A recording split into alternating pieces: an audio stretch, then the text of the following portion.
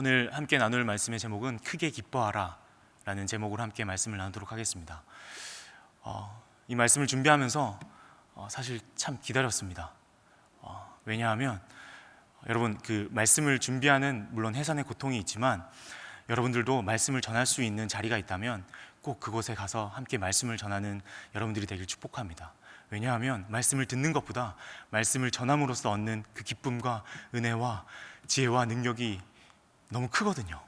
그래서 저도 이 말씀을 준비하면서 물론 밤에 잠은 잤지만 여러분들과 함께 이 말씀을 전하기 위해서 얼마나 기다렸는지 모르겠습니다. 그래서 오늘 제 마음이 좀 급해서 여러분들 말씀을 전할 때 좀 행설수설할 수도 있습니다. 하지만 이 말씀을 함께 나누면서 하나님의 그 큰 기쁨이 얼마나 큰지를 다시금 확인하는 귀한 자리가 되었으면 좋겠습니다. 오늘 말씀을 보면 4장 10절부터 23절 말씀인데요, 바울이 빌립보 교회에게 이 편지를 보내면서 마무리하는 부분입니다.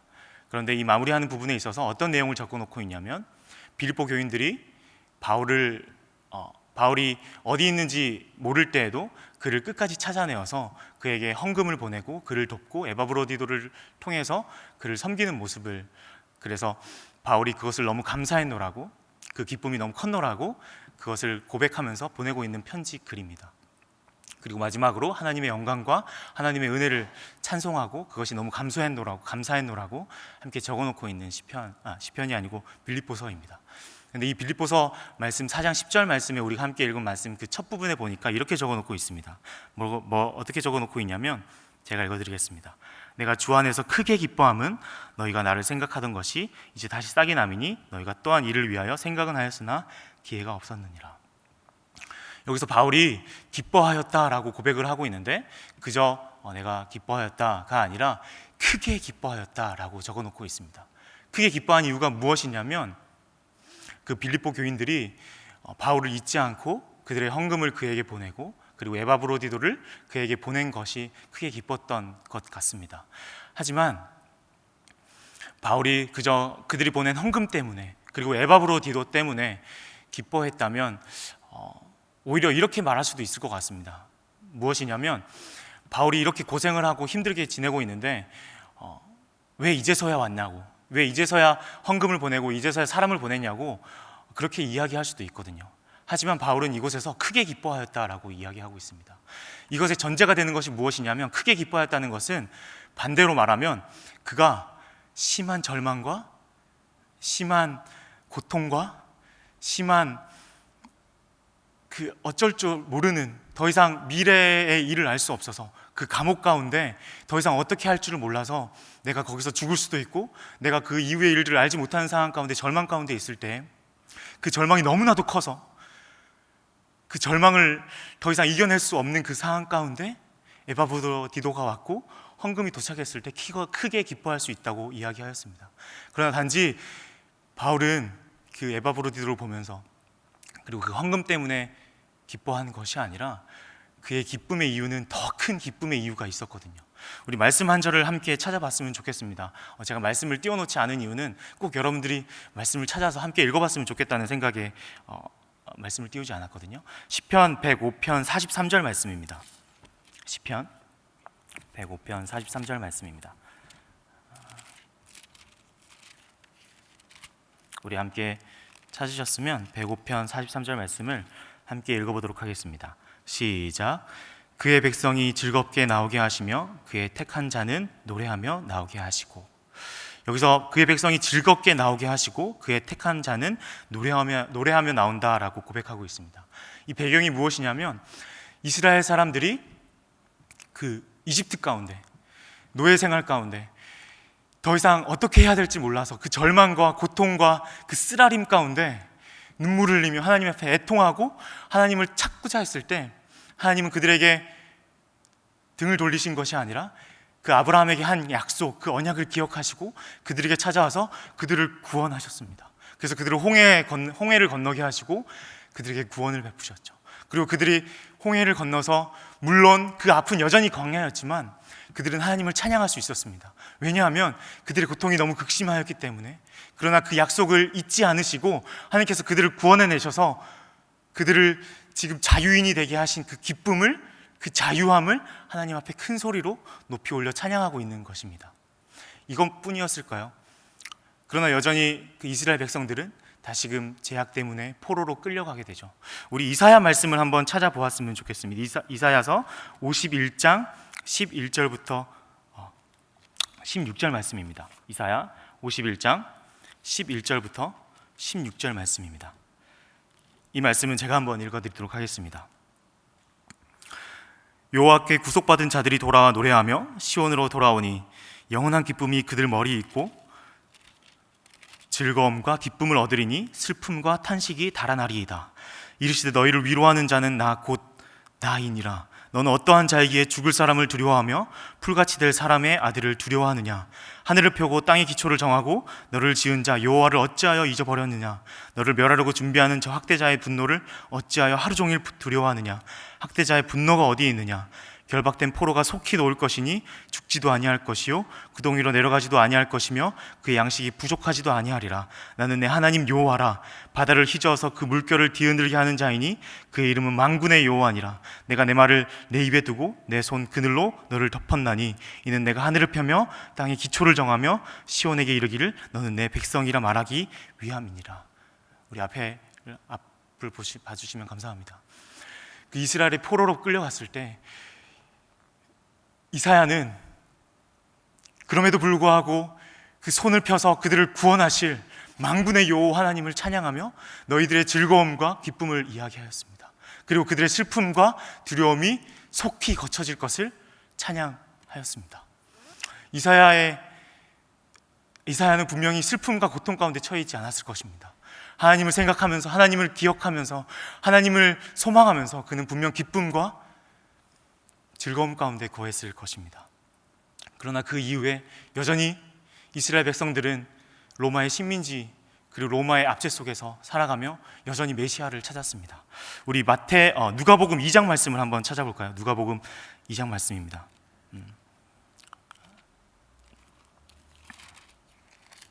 누가복음 2장 11절부터 14절 말씀입니다. 제가 한번 읽어드리도록 하겠습니다. 오늘 다윗의 동네에 너희를 위하여 구주가 나셨으니 곧 그리스도 주시니라. 너희가 가서 강포에 쌓여 구유에 누워있는 아기를 보리니 이것이 너희에게 표적이라 하더니 호련히 수많은 천군이 그 천사와 함께 하나님을 찬송하여 이르되 지극히 높은 곳에서는 하나님께 영광이요 땅에서는 하나님이 기뻐하신 사람들 중에 평화로다 하시니라. 그리고 10절 말씀에 보니까요, 천사가 이르되 무서워하지 말라. 보라 내가 온 백성에게 미칠 큰 기쁨의 좋은 소식을 너희에게 전하노라. 네, 앞을 봐주시면 감사합니다. 이스라엘이 로마의 식민지로 더 이상 소망이 없는 가운데 그들이 고백할 수 있었던 그 큰 기쁨을 고백할 수 있었던 단 하나의 사건, 그것은 무엇이냐면 예수 그리스도께서 그들에게 메시아로 오셔서 그들에게 구원을 베풀어 주실 것이다 라는 그 소식을 듣고 그들은 크게 기뻐할 수 있었습니다. 그런데요, 여전히 예수 그리스도가 오셨음에도 불구하고 그들은 고난을 받고 예수 그리스도를 전하면서 예수 그리스도의 복음을 전할 때에도 여전히 그들은 고난을 받고 고통을 받고 오늘의 바울이 처한 그 환경처럼 예수 그리스도의 그 기쁜 소식을 전하고 너무나도 그 가슴이 벅차서 그 소식을 전하고 있음에도 불구하고 고난과 박해 가운데 있었습니다.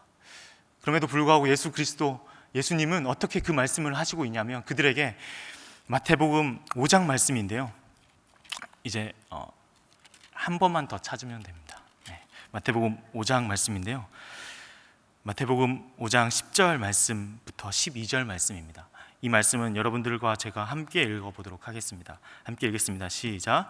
의를 위하여 박해를 받는 자는 복이 있나니 천국이 그들의 것임이라. 나로 말미암아 너희를 욕하고 박해하고 거짓으로 너희를 거슬러 모든 악한 말을 할 때에는 너희에게 복이 있나니 기뻐하고 즐거워하라. 하늘에서 너희의 상이 큼이니라. 너희 전에 있던 선지자들도 이같이 박해하였느니라. 앞으로 한번 봐주시면 감사하겠습니다. 바울이 감옥에 갇혀서 복음을 전하는 자리 가운데 있었을 때 분명 그가 복음을 전하고 있었지만 그 절망과 고난과 근심 가운데 분명히 처했을 것입니다.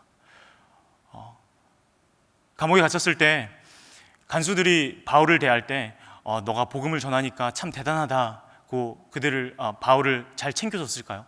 절대 그렇지 않았을 것입니다. 사람을 벌레 보듯이 보았을 것이고, 바울을 아마 정말 비천하게 하대하면서 막대했을 것이에요. 그 가운데에서도 바울이 기뻐할 수 있었던 이유, 분명히 바울은 근심과 고통과 절망 가운데 처해 있었을 것입니다. 그러나 그럼에도 불구하고 바울이 기뻐할 수 있었던 이유는 오늘 말씀에 보았던 것처럼 에바브로디도가 찾아왔을 때, 그리고 빌립보 교인들이 헌금을 보냈을 때 그 헌금을 보고 기뻐한 것이 아니라, 그리고 에바브로디도를 보고 기뻐한 것이 아니라, 그 에바브로디도가 그 헌금을 들고 찾아왔을 때 바울은 소름 돋게 하나님을 만났을 것입니다. 무슨 말이냐면, 요셉이 그 형들이 찾아왔을 때, 그 고통의 날들이 길었지만 그 형들이 찾아왔을 때 요셉의 고백이 뭐였냐면, 하나님이 나를 보내셨구나. 하나님이 이곳 가운데 나를 보내셔서, 물론 그 고통과 근심과 힘듦이 있었지만 하나님께서 이곳에 보내셔서 그들을 살리셨구나라는 고백이 있었듯이, 바울 또한 에바브로디도를 만났을 때, 그 헌금이 보낸 것을 만났을 때 바울은 분명히 크게 기뻐할 수 있었던 이유는 무엇이냐면, 하나님께서 복음을 내가 그 빌립보의 교인들에게 전했더니 그 복음이 그들 마음 가운데 소원을 두고 행하시고 그들을 움직여서 그들의 마음을 바꾸셔서 복음으로 말미암아 그들을 바꾸어 나가는 그 과정을 보면서 하나님이 하셨구나. 내가 물론 정말 말로 할 수 없는 근심과 고통과 아픔 가운데 처해 있지만 하나님께서 그 빌립보 교인들을 움직이시고 그 복음이 일을 하고 계시는 것을 그의 두 눈으로, 두 손으로 그의 현장 가운데 목도하고 있는 것입니다. 그래서 우리가 마지막으로 함께 말씀을 좀 찾아봤으면 좋겠는데요, 마지막 말씀은 고린도후서 6장 10절 말씀입니다. 네, 끝입니다. 고린도후서 6장 10절 말씀인데요, 이 말씀은 함께 읽어보도록 하겠습니다. 고린도후서 6장 10절 말씀 함께 읽겠습니다. 시작. 근심하는 자 같으나 항상 기뻐하고, 가난한 자 같으나 많은 사람을 부유하게 하고, 아무것도 없는 자 같으나 모든 것을 가진 자로다. 함께 봐주시면, 앞을 봐주시면 감사하겠습니다. 여기서 뭐라고 하죠? 근심하는 자 같으나. 바울이라고 근심이 없겠습니까? 바울이라고 고통이 없겠습니까? 저는 여러분들에게 고통 가운데 상황이 있더라도 고통을 겪지 마시고 슬퍼하지 마시고 기뻐하라고 말하고 있는 것이 아닙니다. 제가 최근에 어떤 한 이야기를 들었는데요, 아버지와 딸이 있었는데 딸이 7살, 8살 어린 나이에 엄마가 암으로 죽어서 아빠가 매우 슬퍼한다는 이야기를 들은 적이 있었습니다. 근데 더 슬픈 것은 무엇이냐면, 그 딸이 엄마가 죽는 날부터 단 한 번도 울지 않았다는 거예요. 울지 않고 그저 집안일 묵묵히 하고 학원도 잘 다니고 학교도 잘 다니고 아빠 속을 썩이지 않기 위해서. 그러다 어느 날 아빠와 딸이 대화하는 날이 있었는데, 딸의 이야기가 무엇이냐면, 울지 않았던 이유가 무엇이냐면 아빠가 걱정할까 봐, 아빠가 혹여나 근심할까 봐.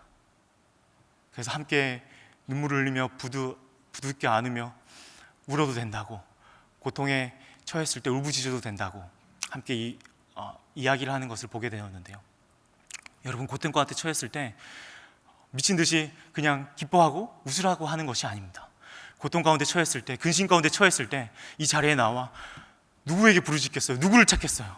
하나님을 찾아야죠. 하나님만을 찾을 수밖에 없는 것이 우리의 믿음 아니겠습니까? 그러나 그렇게 하나님 앞에 찾아 나왔을 때 바울 또한 이렇게 이야기하고 있습니다. 근심하는 자 같으나 항상 기뻐하는 것. 왜냐하면 바울은 분명히 에바브로디도와 빌립보 교인들을 통해서 보았을 것이에요. 하나님께서 그들에게 복음을 두고 하나님께서 일하시는구나. 모든 것이 협력하여 선을 이루게 하시는구나. 그래서 빌립보서 우리가 함께 읽은 그 말씀 가운데 그 마지막 부분에 뭐라고 이야기하고 있냐면, 온전히 하나님 앞에만 영광을 돌린다고, 그리고 마지막 말씀 가운데 너희가 은혜 가운데 있기를 거한다고, 은혜 안에 있기를 바란다고 적어놓고 있습니다. 여러분, 오늘 말씀을 듣기 위해 이 자리에 나온 여러분, 그리고 하나님 앞에 울부짖기 위해서 이 자리에 나온 여러분, 고통 가운데 처했을 때 하나님 앞에 부르짖으십시오. 하지만 분명히 기억하십시오. 무엇이냐면 하나님은 여러분들을 절대로 버리지 않으시고, 이사야 말씀 가운데 이사야가 기뻐할 수 있었던 이유는 뭐냐면 만군의 하나님께서 그 슬픔과 저주와 고통을 제하여 버리시고 기쁨을 허락하실 것을. 그리고 바울 또한 그 모든 상황들을 보시면서 하나님께서 소망을 갖게 하시고 믿음을 갖게 하신 이유가 무엇이냐면 하나님께서 끝내는 승리하게 하시고 기쁨을 허락하실 것이라는 그 믿음이 바울에게 있었기에 근심하는 자 같으나 항상 기뻐할 수 있었던 바울이었습니다.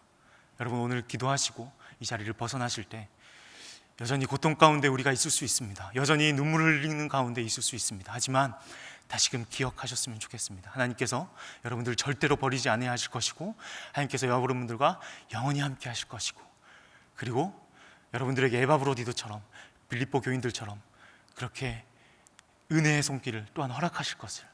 그 은혜의 손길이 왔을 때 하나님 왜 이제서야 하냐고가 아니라 하나님 그 가운데 큰 기쁨이 있게 하여 주시옵소서.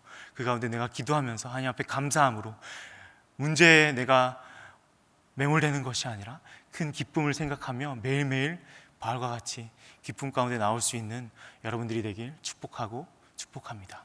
함께 기도하였으면 좋겠습니다. 오늘 말씀을 놓고 함께 기도하였으면 좋겠고요. 여러분들의 삶의 자리에 기도 제목이 있다면 그 기도 제목을 놓고 함께 기도한 이후에 이 자리를 벗어났으면 좋겠습니다. 함께 기도하겠습니다.